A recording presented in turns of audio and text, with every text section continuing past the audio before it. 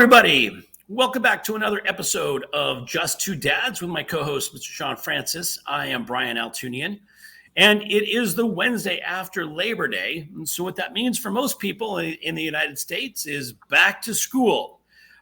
Today, we have another returning guest. Sandy, this is, I think, our third or fourth week in a row we've had somebody who was on the program before, but having them come back because we have something specific to talk about. So I'm very excited to have you back again. And before we jump into today's conversation with Sandy, who is, by the way, an IEP advocate, you can see it by the background behind her head. And she does some amazing work. We're going to be talking about what that means as you enter the IEP calendar. Now, so before we jump into that, well, I guess I don't even know what the hell I'm doing, Shawn. Here we go. I'm just jumping into this whole thing. So Sandy, stay tuned, everybody, for another episode of, I'll get it together, I promise, of Just Two Dads.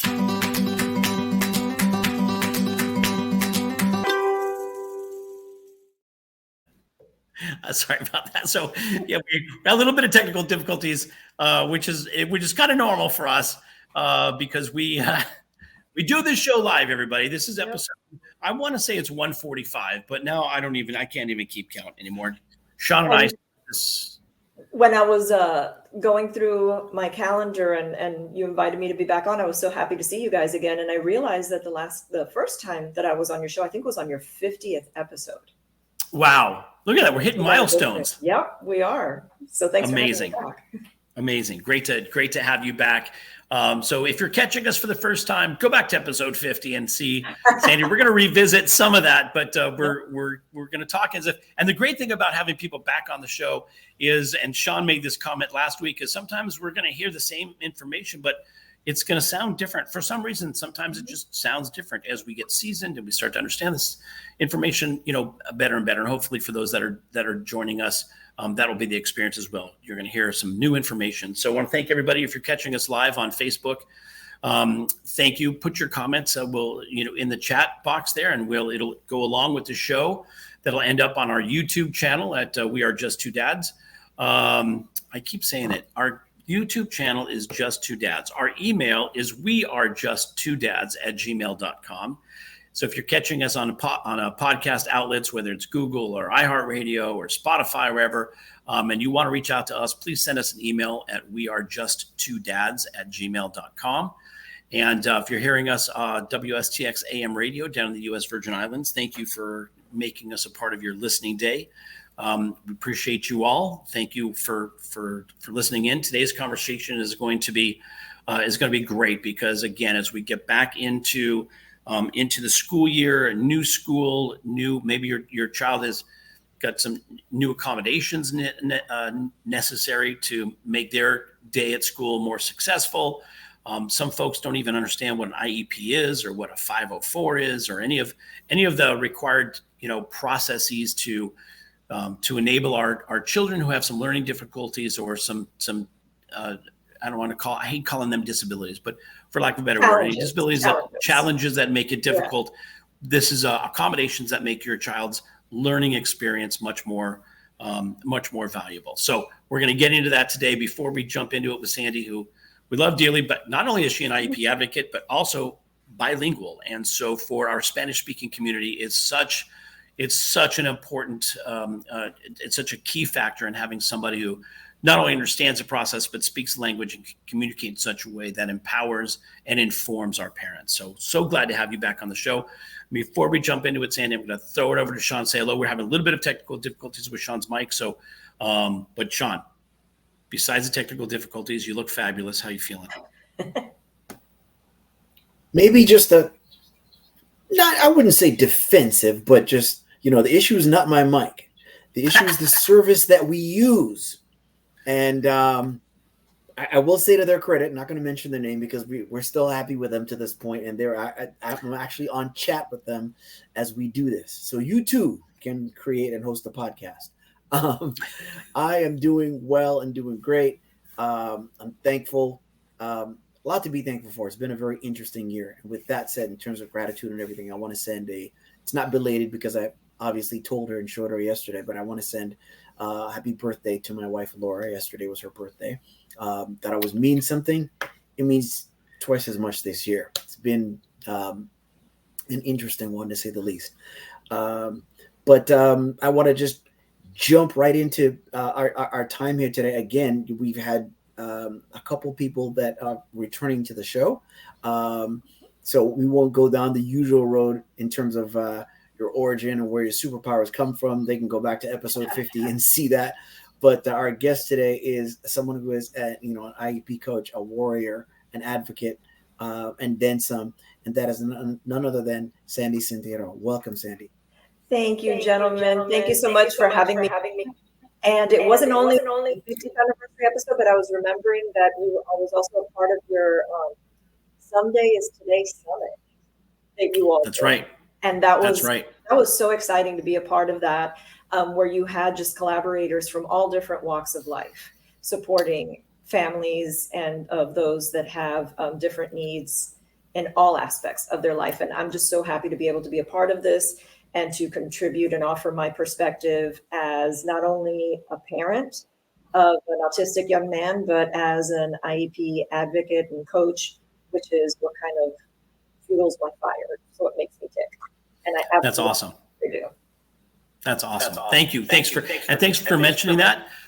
Those segments can also be found on our YouTube channel if people want to go back and visit. That was from about 2 years ago during COVID, when we wanted to give our guests who are service providers to this community, which is the reason why we started this podcast to begin with. But a real opportunity. We do these segments and these episodes as a way for people to get to know you, get introduced. Sometimes it gives you a chance to talk about what you're doing. But that summit was really to give our service providers an opportunity to really share the work that they're doing. In some cases, they did PowerPoint presentations and talked about the work specifically that they did. And so if you want to go back and see that on the YouTube channel, please go back and do that. So yeah, Sandy, we consider Sandy by the way, we refer to you all the time, Sandy, in our conversation with folks. Yeah, right. We have an IEP advocate, East Coast. And so we always talk about you fondly. Yes. So thank you. And again, Shawn, I'll let you go back to asking Sandy a question, but Yes. Thanks. Yeah. So, it's funny you were saying traditionally, the first Tuesday after Labor Day, kids return to school. That's not the staple that it used to be, as we've seen. There are different districts that go back in early August, but it's sort of the official end of summer, the beginning of the school year, and the fall, nonetheless. And so we want to talk about, from the perspective of preparation, those that are new to a diagnosis, those that might be suspicious of a diagnosis but not know where to turn. For each of those people, how do they go about preparing for the school year? What should they do? Where do they begin? Let's start with someone who may not have a diagnosis, but there's a challenge for their child. In most cases, I think, and you tell me, Sandy, what you think. I think that in most cases, by the time a child begins school, a diagnosis will more than likely have taken place. But in the event that has not taken place, they're beginning school, but they've kind of slipped through the cracks. Let's talk about both of those situations and start with those that may have not had one, and then move on to what you might do if there is in fact a diagnosis. Absolutely. And I love the fact that you pointed out that sometimes parents, by the time that the child starts school, they already have a diagnosis, either confirmed or brewing in the background, or parents may be aware that there's something going on. Back in my day, when I was a kid, I was the child that went undiagnosed my whole life. So I was just the troublemaker in school. I was the child that couldn't focus. I was the hyper kid, which as an adult, I have since been diagnosed as having ADHD and, other varying learning disabilities. But I was also considered, now because of my work and I understand more, I was also twice exceptional, or what they consider twice exceptional, which is somebody that does have some kind of a diagnosis, a learning disability, but is also somebody that is technically considered gifted because of the high IQ. That is something that can happen as well. But the point that I was going to make is we've evolved so much and come so far with diagnosing learning disabilities, and when children have some kind of a struggle starting at an early age. So oftentimes parents will already have that that knowledge in their quiver of and their little arsenal of things that they need to get taken care of for their children, or concerns that they may have when they're approaching the school. Yet there may be then the parents that just can't quite put their finger on it. Like they may see something's not quite right, but I don't know what it is. Right. Or their child, all of a sudden, that first quarter report card comes in and they're saying, okay, I know my child is super bright. Why are they tanking all their classes? Either way, children in the public school system are entitled to services and supports and testing and evaluations from the public school system. And it is free of charge to all families. So whether or not you already have a formal diagnosis or your child is struggling and you have a concern, as a parent, you have a right to address that with the school system and say, I'm worried about X, Y, and Z. I'd like to have my child evaluated to determine eligibility for special education services. You know, I want to throw something out there because my oldest daughter, for folks who have obviously watched this show before, know my oldest daughter had learning disabilities. We had an IEP from the time she was in kindergarten through high school. But my youngest child, who's now a junior in high school, who's 16, was diagnosed at the end of his freshman year with Crohn's disease. And so last year, and by the way, that Crohn's requires monthly infusions of medication that he'll need for the rest of his life. Last year, he missed a lot of school, not just for the infusions, but for complications and kind of adjusting to medication. And so, you know, we were constantly getting notifications of, you know, assignments not turned in or late assignments or missed exams and all of that stuff. And so, you know, we were trying to, you know, we were staying on him. And he kept saying things like, you know, look, I was out. They had a substitute. That wasn't my fault. They haven't graded that. Like, you know, and at being in high school, you know, our kids in high school have a lot of reasons for why their work's not getting done. And at the end of the year, I went to go talk to the counselor because we looked at his grades towards the end of his, at the time, this is sophomore year. We're like, listen, this is a problem because we can't control his medical condition. That's it. And the principal actually said, you needed to, and by the way, my oldest daughter's 27. I've been in this community for a long time. And the principal said to me, you should file for a 504 accommodation. And I'm like, I hadn't even thought about it. Yep. And so for anybody who's listening, you know, whether it's an IEP or a 504. So in his case, it's just certain accommodations that the teachers all know he's going to miss. In fact, he's out today. He's out today with a stomach issue. Yeah. And so he's going to miss some classes. He's going to miss some exams. We need some accommodations for extra time for him to be able to turn his assignments in, for him to get notes to the classes that he misses, for him to be able to take the exams. By the way, for him to use the restroom and not be marked down for having to use the restroom either excessively or an extended period of time. Because when you have Crohn's, it's a bowel issue. It's an irritable bowel, you know, part of the irritable bowel, you know, diagnoses. And so it's a problem. And I've been in this community for a long time. And I hadn't even thought, well, of course, anybody whose child is dealing with some medical issue or any kind of issue that's either diagnosed or not, but consider talking to the administration about a 504, get a doctor's note supporting information, right? So that they can get the proper accommodations to allow them to have the success and not be penalized because they're going through something from a physical perspective. So I just wanted to kind of bring that up, Sandy, because you're bringing up such great points that some people don't even know. And even those of us that know don't even think about it. You forget. And I think it's worth mentioning for the families that may be listening to this and they hear that we're throwing around the terms IEP, 504 plan. There's a difference between the two. And IEP is an individual education plan, and it is there are protections for it, and it's administered or governed by IDEA, Individuals with Disabilities in Education Act.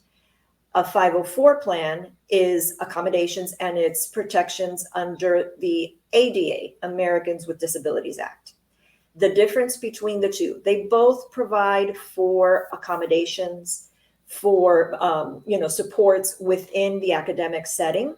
The difference is that the IEP provides the child above and beyond just accommodations and supports. It provides them a service.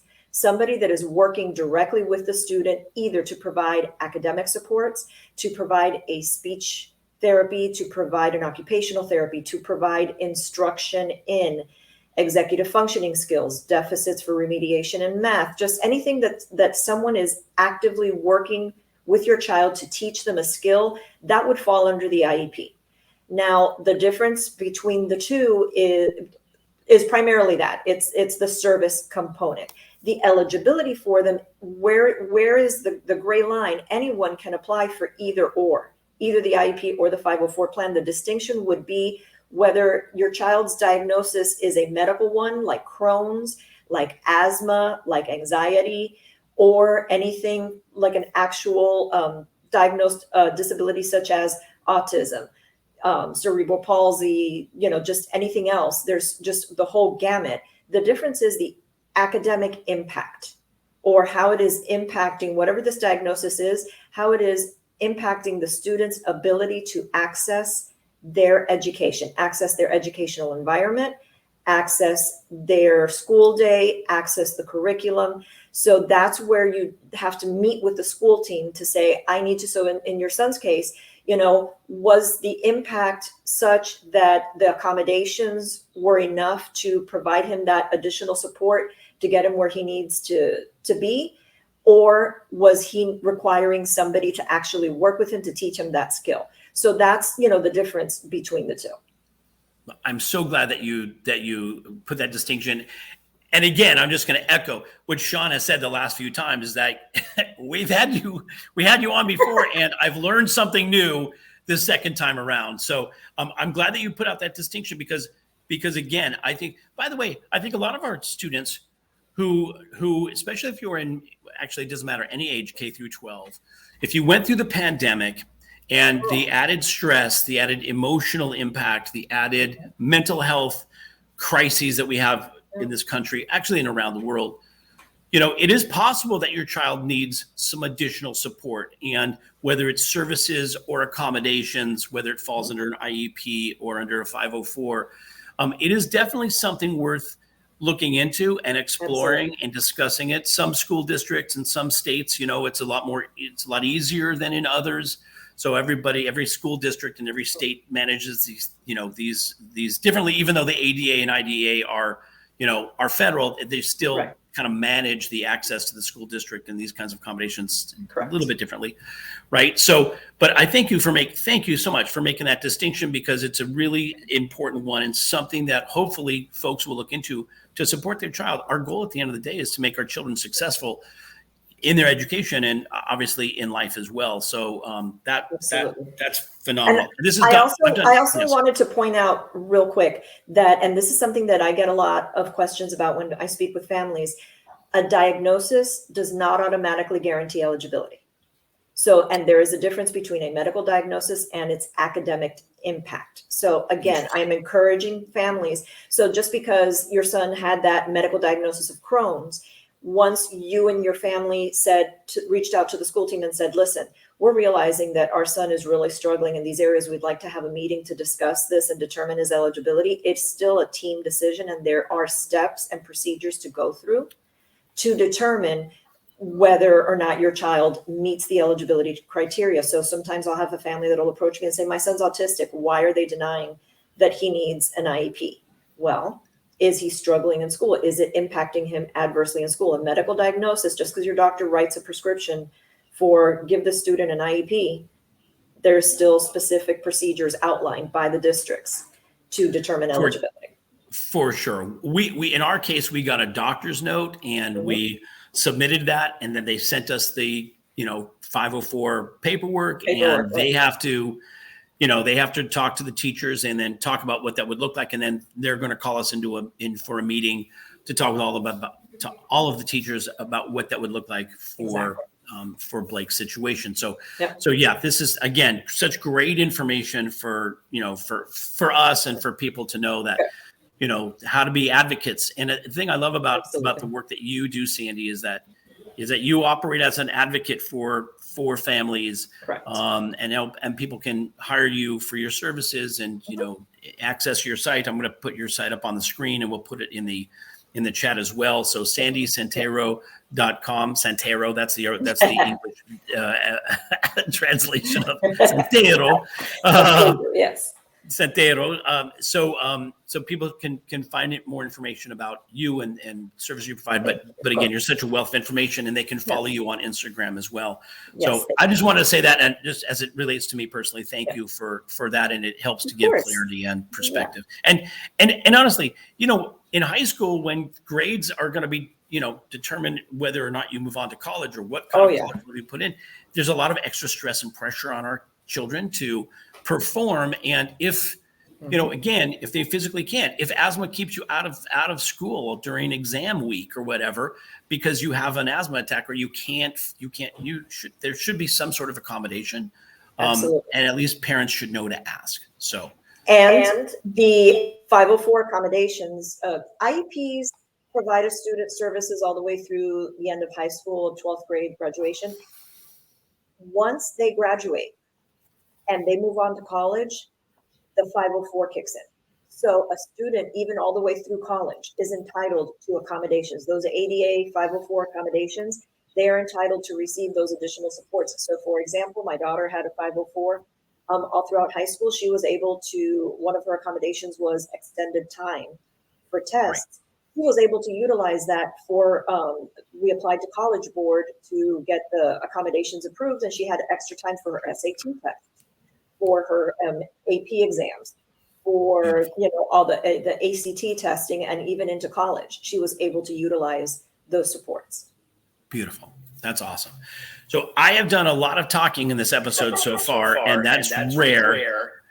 And this is why, if you're hearing the echo, this is why we're doing it. So I'm going to stop talking for a second and let Shawn throw a question. I know he's dying to have a conversation. No, it's okay. It's more than fine. And I don't think the audience can hear the echo. Just everybody knows that there's an echo that Brian and Sandy can hear, but I cannot. From what we know with last week's episode, it doesn't come out for the audience. But like I said, while we're doing this, I'm not just sitting here trying to get a word in edgewise. I'm actually talking on chat with the tech department too at the same time. But I also wanted to point out that which I should have at the top of the hour, which is that we're doing a 2-part back to school series. And the first, obviously today, touches on IEP and coaching around it and preparing and things of that sort. Next week, we're going to take more of a look from the legal aspect. But so let's say this, Sandy, let's look at this. So let's say one has an IEP, it's reviewed on an annual basis. And for instance, let's say it is reviewed in the middle of the school year. You're going into the beginning of the school year. The IEP hasn't changed. How do you go about making any changes that might be appropriate for the upcoming school year? Maybe it's a new school, different grade, different teacher, or maybe you're not even sure if changes should be made and if the accommodations are still applicable or need to be updated. How does one navigate that? So I'm glad you brought that up, because part and parcel of the way that IDEA is laid out within the IEPs is that there are procedural safeguards, or there are rights that the families, the parents have within the process. One of them is the annual review. That is a requirement that the school team is required to at least once a year review these plans and make amendments, make updates according to the student's progress, see what's still applicable, what needs revision. However, another aspect of that is that part of the parents' rights is that they may call a meeting at any time they see a need. So you are not obligated to hold and have to wait till that 30th of March comes around to be able to have that meeting. If you have a concern at any other time, I encourage families to reach out to their school team. At the beginning of the year, one of the things that I love to encourage all of my parents that I work with is to sit down and take stock of what happened, not only over the end of the school year, but what took place over the summer.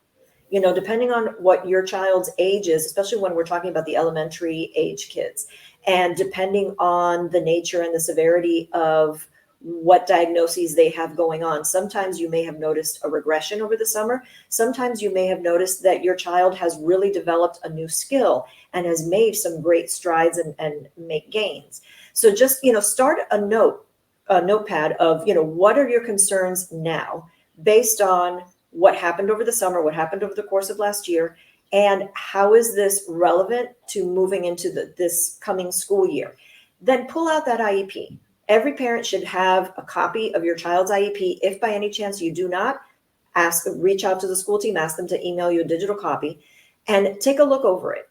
Read through it, because the goals that are written for your child's IEP should be written in a way in which every parent should be able to read it and clearly understand what it is that they're working on, what your child needs help with, what the end goal is to try, and how are they going to measure that progress? What are they going to consider a win? And is this still applicable? If there's something there that doesn't jive or that you feel needs changing, reach out to your child's school team and say, listen, I know school just started, but within the next couple of weeks, I'd like us to look at calendars. Let's set up a time that we can meet, because my concerns are, and just lay out your top 3 concerns, just list them by bullet points. And another point to, I think is also worth noting at the beginning of the school year, even if you don't feel that anything needs changing just yet, you're okay with sitting around and waiting until the end of the first grading period or what have you.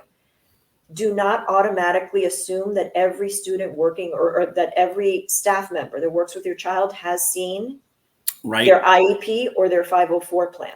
Reach out to them. I encourage every family member, not just at the open house when you bump into the teachers, but wait a couple of weeks and reach out to them by email, and not just the homeroom teacher. I'm talking the PE coach, the music teacher, the art teacher, the librarian, any staff member that works with your child.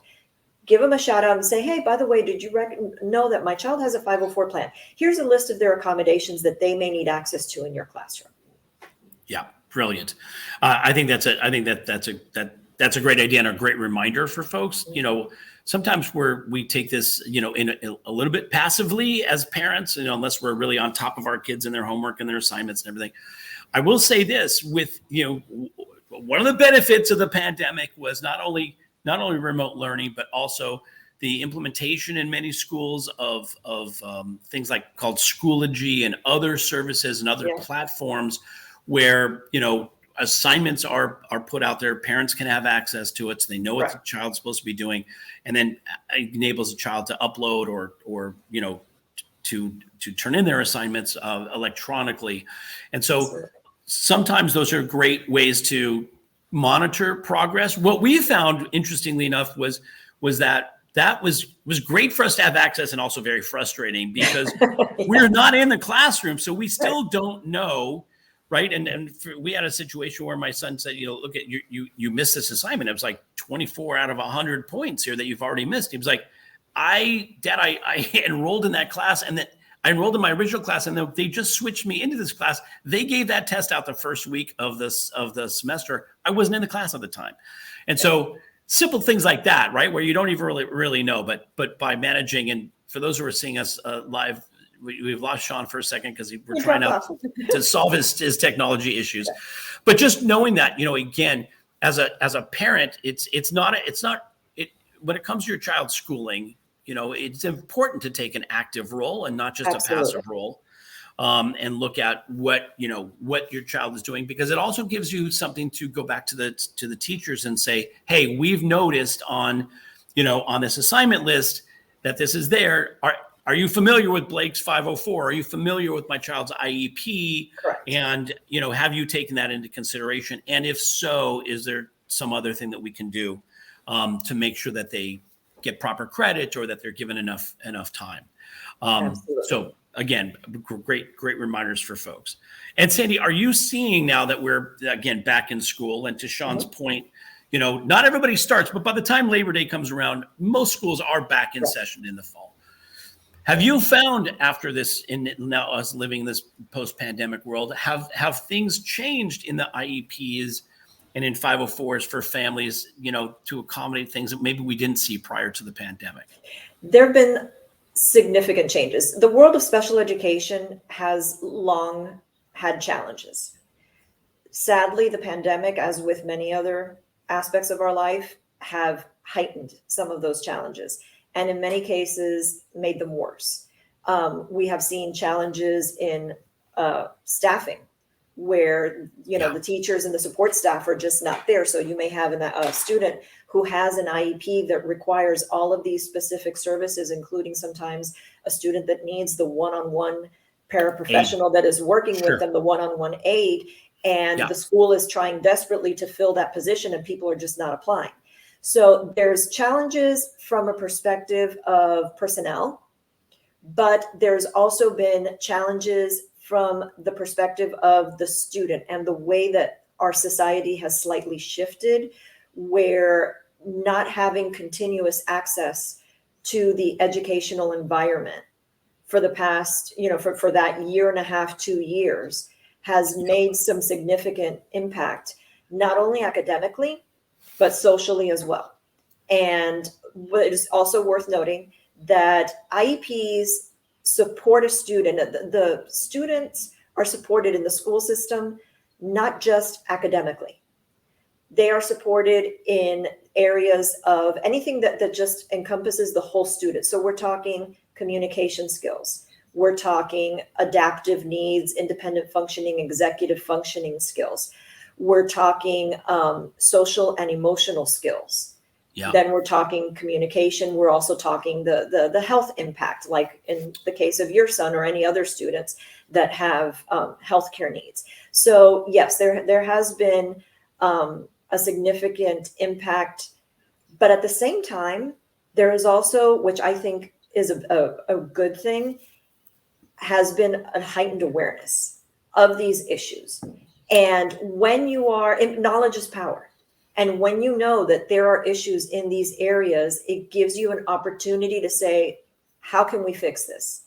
And let's think outside the box creatively to resolve some of these situations. So, if we've got a school that has no speech pathologist on staff because they just cannot fill that position, yet we still have 75 students that require those speech services, then what other outside the box solutions can we have? So can we add some additional services where the parent is taking the student to their private SLP or speech pathologist and have the district help cover some of those costs? Or is the district potentially hiring people via the digital platforms to work with students? Or are we getting, tutoring sessions through Zoom? Like there's been some changes that allow for those outside the box ideas to come up with solutions to try and help our kids and help our teachers and staff as well. Yeah, that's interesting. It's a real challenge for our education system, among other industries in and again, we say this country because we're so US centric, but it really is, it's a global issue. We can only control what we have access to here in the US. And so we talk about it obviously, but yeah, in a way I see the positives and the negatives, as a result from, the pandemic. And I think you're right. Labor shortage in education has really been striking, especially in the special needs community. We have friends who can't seem to, have consistent aid support in their schools. They're there for a few weeks and then they're gone. And that again goes back to teachers are underpaid and folks in our education system, right? They're not being paid for the work that they do, the exposure they have, liability they carry, all of the stuff that they're burdened with. It's a challenge. And so hopefully the exposure will call for some changes to happen at the education level. And that's one of the things. Absolutely. And that's one of the things that when I go into meetings with school teams on behalf of a client, when I'm sitting there at that table, that to me, that's my child, because at one point it was my child that I was advocating for. But however, I come to the table with the perspective of both sides because I also worked in schools. I was a paraprofessional myself for many years, and I was a school librarian for many years. And they used to bring me in to translate for the Spanish speaking families during the IEP meetings. So, and that was where my little aha moment where I thought, you know what? This is where I want to be. I like being on this side of the table, so to speak. But the perspective being that I see both sides. I see the challenges. I see the frustration from the teacher's perspective. I see the frustration from the parent's perspective. Sure. And I also understand, and I always try to bring to the table the collaboration of, listen, this is my child and this is what we're advocating for these reasons. I understand your frustration. I'm not pushing and asking for something unreasonable. I'm asking for what they are eligible for and entitled to. But in my perspective, a well-written IEP supports not only the student, but the teacher as well. It gives the teacher then the tools and the roadmap that they need to be able to work effectively with that student. Absolutely. I mean, that's at the end of the day, a successful learning environment is both the student and the teacher. It really does make a difference. So, and the parents as well. Of course, yes, Yeah. parent support. Yeah. We can't be in the classroom, but Right. again, the parent support. But if you've got the parent and the student, but you have a disassociated or disenfranchised teacher, not going to have a successful. All three have to be committed to the endeavor. Otherwise, two of the three doesn't work. Even if you have the student and the teacher, but you don't have a supportive parent, or you've got parents that care or parents that are involved, it does not give the child the ultimate opportunity for success. I was going to say, Sandy, and I think you might have touched on this earlier. I know we talked about it last time, but one of the things that I think is such a daunting thing for one to face, especially the first time they're dealing with an IEP, which is one, they can sign that when they want. There's no deadline or anything. And obviously when you first sit in a room where you're hopefully not a single parent, and if you are, you have a family member that can work as a team member with you and sit there by your side. Mm-hmm. Once they give it to you and they presented everything, you can take it home, reflect, and sign and send it back in any reasonable amount of time. That's number one. But then the other thing, which I want you to confirm, is that you can amend or change the IEP at any given time, correct? Absolutely. And I do want to point out, California is, I work nationwide. I'm based in Florida, but I do work nationwide. California is one of several states where the parents do actually sign the IEP. Here in Florida, interestingly enough, we don't.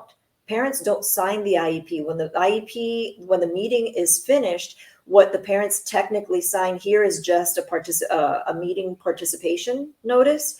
However, the end result is the same, in which if the parents are not 100% satisfied, you still at any point have an opportunity to put a pause on everything and say, I'd like to keep this in draft mode.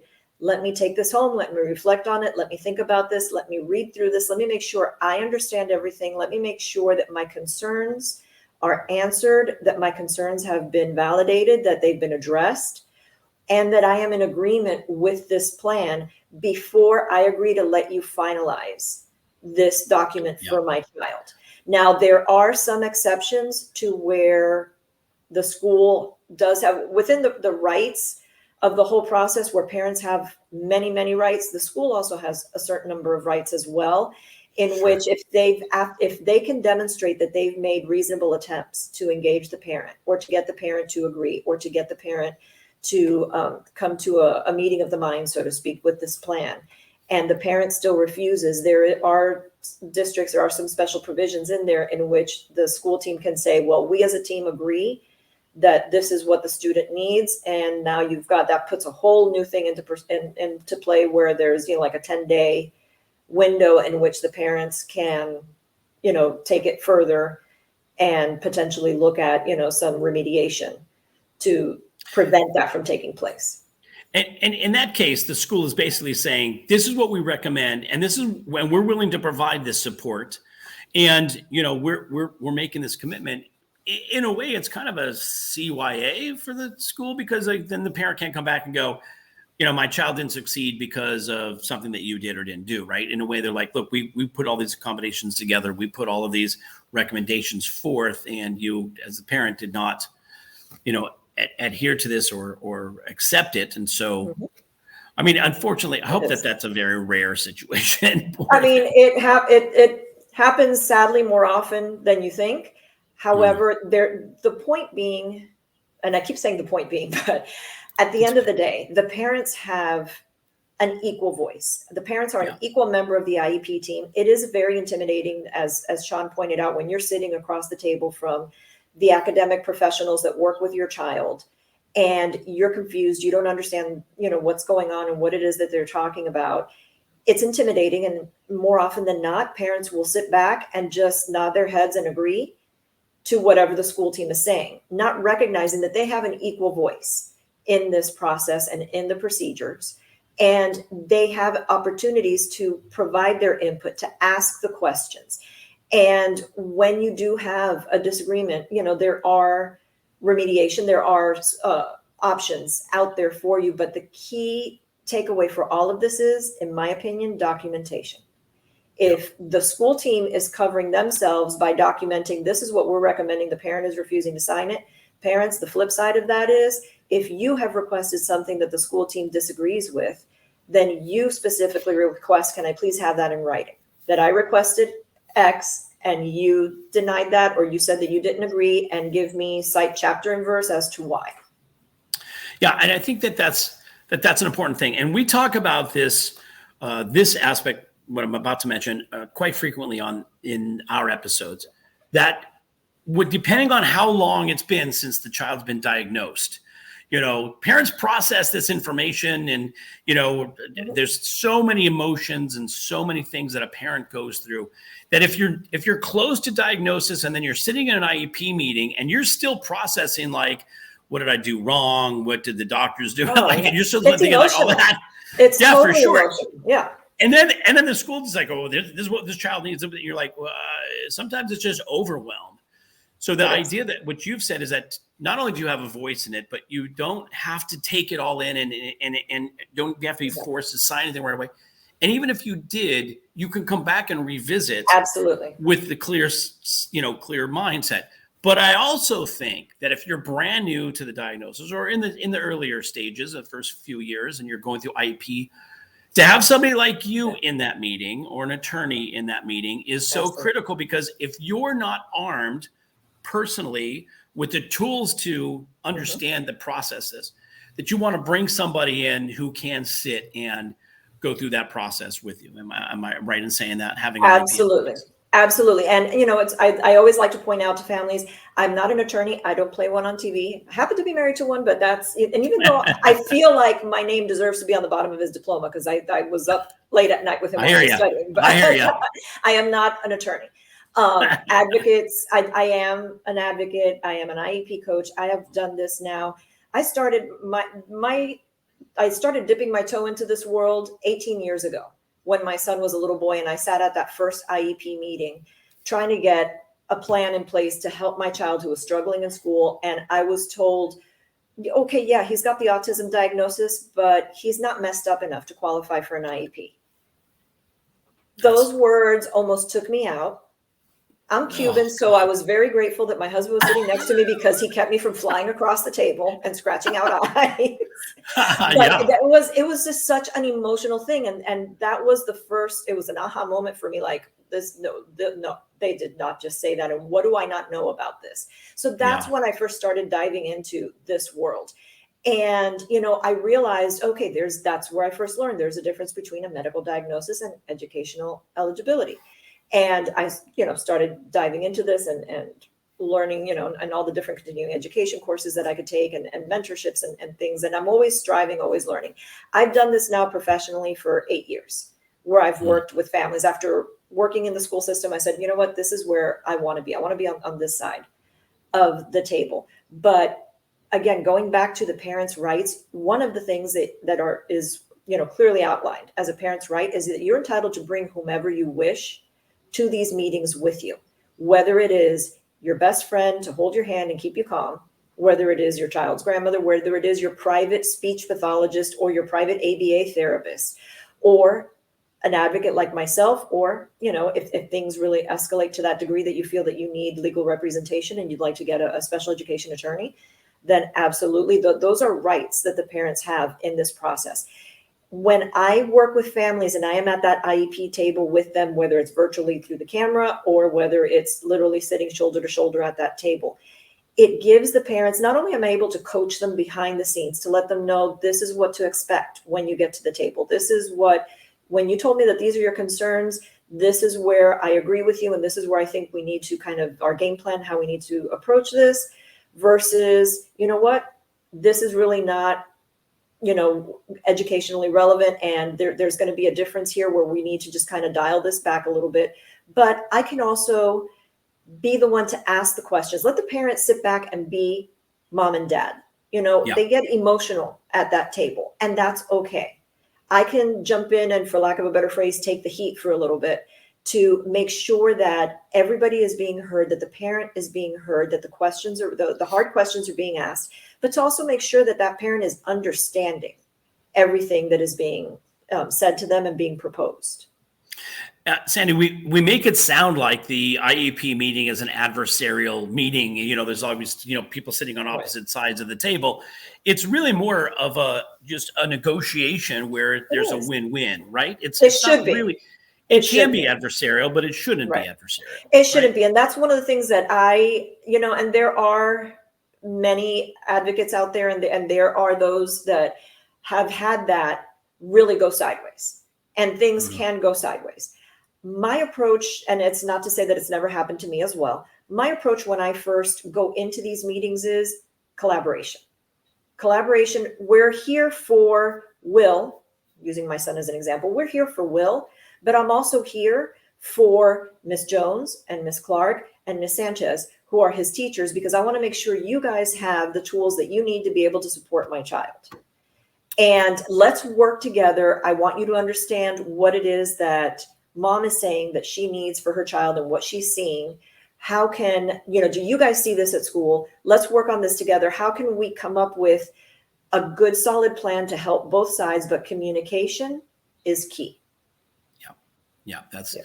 And I think that that's the goal of an IEP meeting is always collaboration, but it can have some adversarial perspective. And I also think, that there's some education that has to occur at that table as well, because sometimes parents don't know like what the marker is for determining success at that age, appropriate for that age, or what determines, a goal and how you set that goal and how you get there. I remember sitting through Jordan's IEPs and like, well, we'd like Jordan to complete two full sentences. And I kept thinking, it feels like a low standard. Like, is that going to accomplish ultimately what we're trying to do to get her to have some success? And absolutely. And the whole purpose of, there's the purposes and findings of IDEA, and it's to provide a child with a free and appropriate public education. And it's a whole little beautiful paragraph, but the end of that paragraph says to prepare a student for further education, employment, and independent living. And that is really the key to the whole thing. And so in your case, where you're talking about Jordan and you're trying to come up with a goal to get her to write 2 sentences. For many families, for many students, it's about the academics and they're reading 2 grade levels below, or they're struggling with, polynomials, or they're struggling with speech, articulation skills. There are some families that they're saying, I just want my child to be safe. Yeah. I just want my child to be able to manipulate the water fountain at school. I want my child to be included and to make friends. I want my child to be able to write their name and sign their name effectively. I want them to learn a skill so that they can translate that into a job later on, or so that they can, advocate for themselves effectively. All of these are things that can be provided for in the educational setting to help prepare our kids for college, for career, for life, for, what comes next.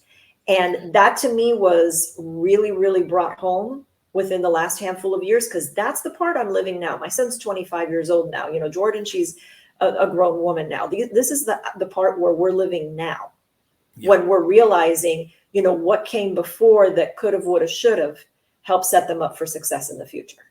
Yeah, for sure. And yes, I hear it. And what's interesting is that most folks don't realize that those things like navigating, friendships and being able to go to the water, to a drinking fountain.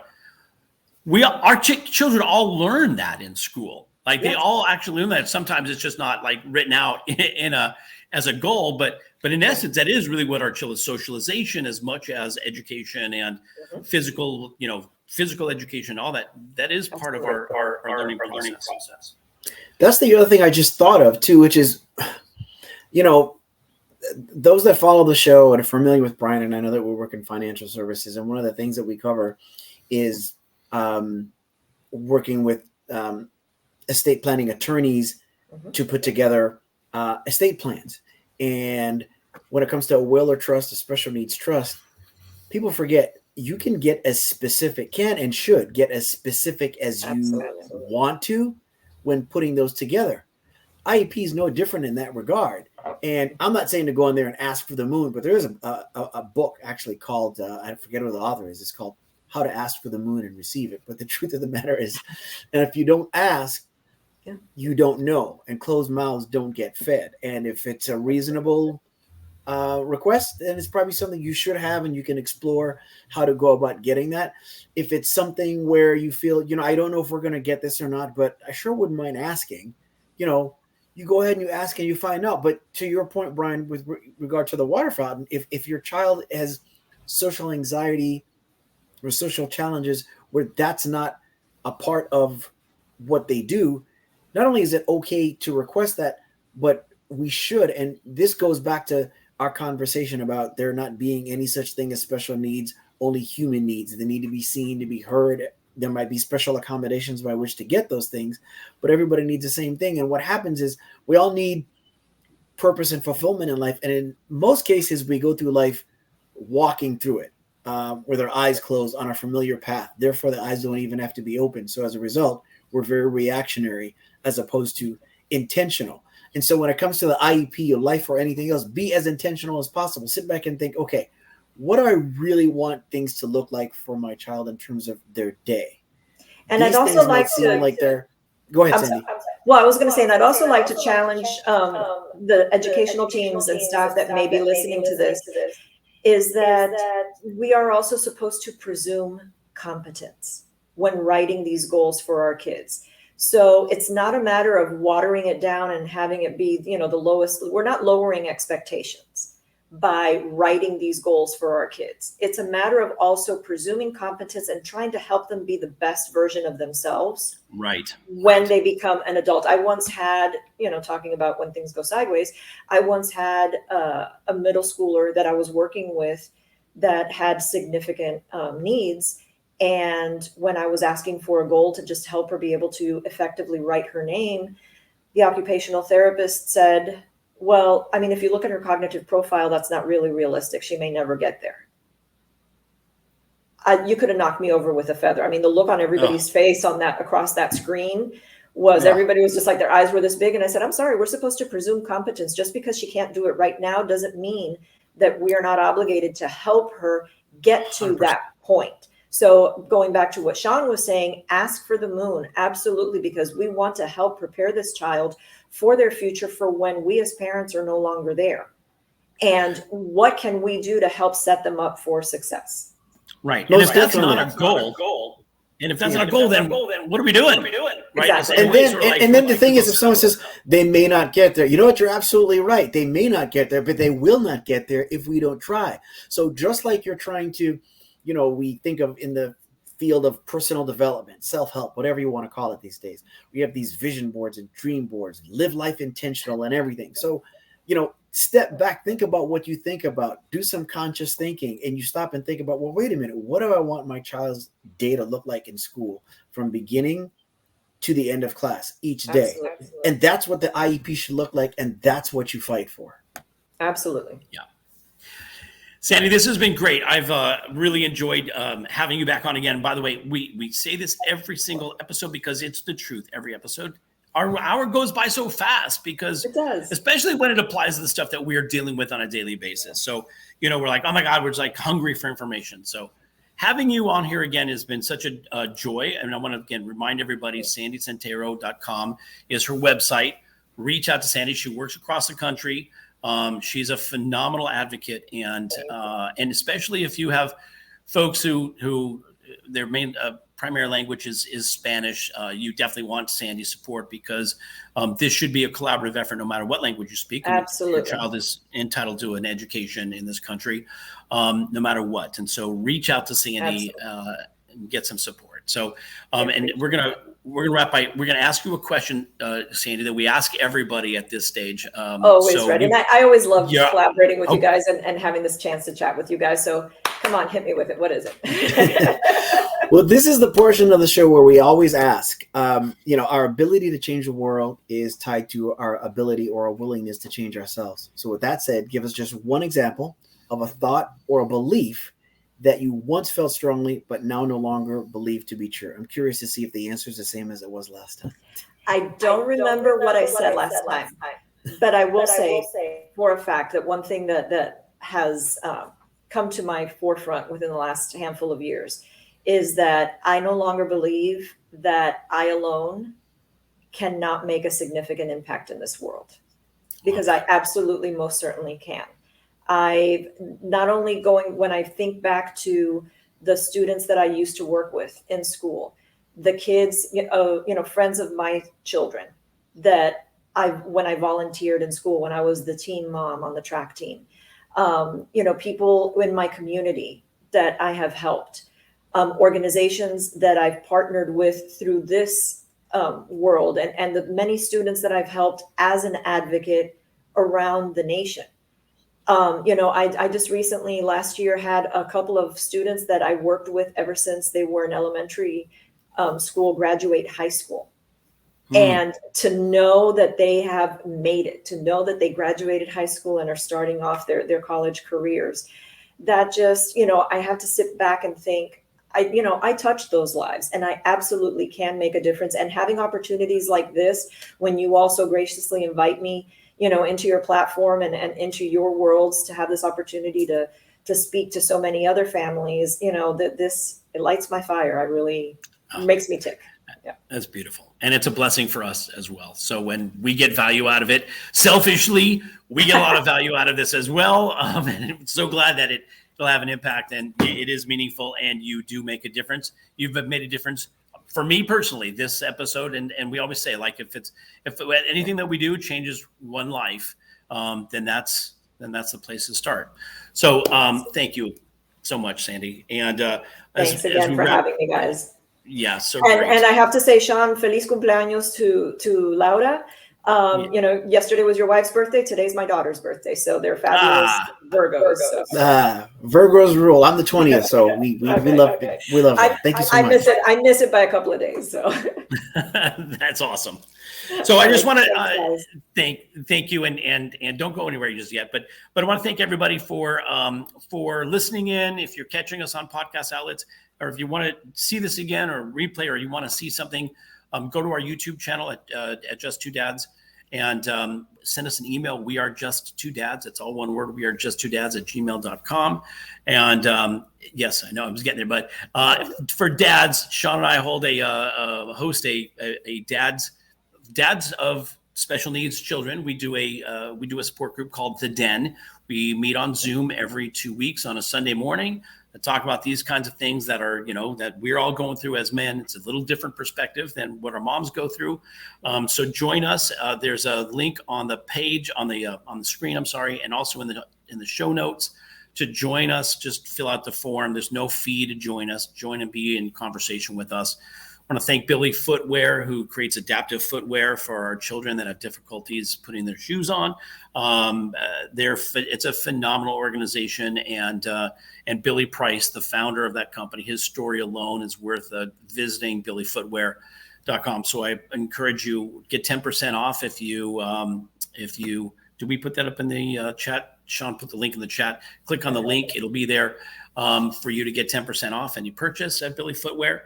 Billy Footwear, The Den, We Are Brave Together. Mom's got to support the Mom Support Group. They're doing a 5K event on September 23rd. So register for that at We Are Brave Together. So many more people that we want to thank. But go to our we've got a website coming up. We promise. But we've still been working on it, Sandy. It's been 3 years. With that said, I just want to say, listen, now more than ever, empathy and love is so critical. If you see somebody in a situation, have some empathy. You don't know what the person's going through. You don't know what they're dealing with. If the child's having a meltdown, you don't know what they're going through. Be empathetic and ask questions. Don't make a judgment immediately. And if you look at the world through lenses of love, I promise you the world looks like a different place. So Yes. with that being said, I'm going to throw it to Shawn to close us out. And thank you, Sandy. Thank everybody for participating. Shawn, I'll send it to you to close us out. Thank you. Just remember, to everyone within the sound of my voice, questions are more powerful than statements. We need to be a little bit more, well, actually a lot more childlike and a lot less childish. That is the key to any and everything. Everybody has the same needs: to be seen, heard, loved, and know that they matter. And thank you for tuning in. We've, got a lot of great things coming up, and we'll be sharing them in the weeks to come. And to everyone within the sound of my voice, thank you so much, and we love you. We love you. Goodbye, everybody. Bye.